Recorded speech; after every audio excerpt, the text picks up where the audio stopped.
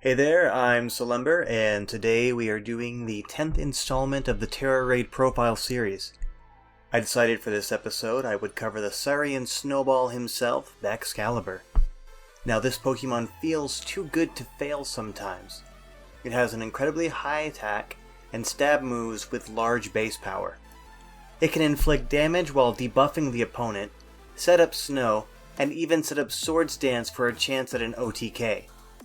Additionally, access to Thermal Exchange makes it immune to being burned while providing a second option for boosting its attack. I found the Dragon and Ice typing combined with the decent bulk in both defensive stats compelled me to make 4 builds this time.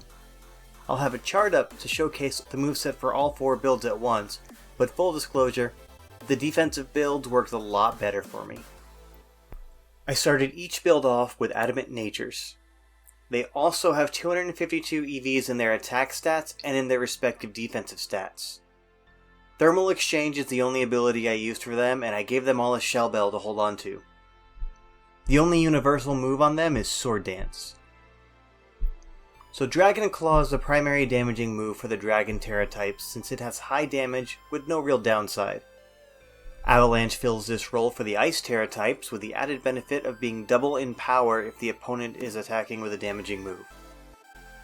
The defense builds carry Breaking Swipe, which is probably the best attack Baxcalibur can use in online raids. Dropping the opponent's attack while doing damage is almost always the best thing to do as it helps keep your teammates alive and it charges your Tera Orb. Plus, it works when the Tera Shield's up. The defense builds also have Snowscape, but this should be saved for when you have other Ice-type Pokemon on your team and the opponent isn't going to frequently replace your weather with their own. The special defense builds run Brick Break to clean up screens when needed. They were also given secondary stab moves to provide extra damage in uncommon situations. Glaive Rush on the Dragon Tera can provide more consistent one-hit KOs in solo raids, and it can heal enough with Shell Bell to justify receiving extra damage in many matchups. Icicle Spear on the Ice Tera can do more damage if the opponent doesn't attack often, and it can also trigger Curse Body easily if needing to avoid Avalanche getting deactivated. The best way to use Baxcalibur in general is to put it down in front of a base Fire-type Pokemon and do big damage. A single Sword Dance is ideal at the start of the battle in online raids, and after stats are wiped by the Tera Pokemon later in the battle.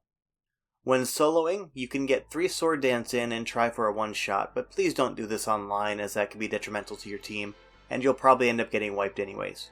You should make sure you're matching your defensive stats with the appropriate attack type of the opponent.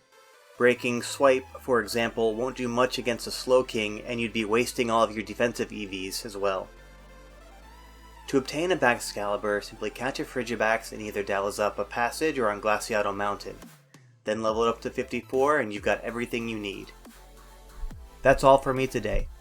I hope Baxcalibur brings nothing but success to your raids and defeat to your enemies.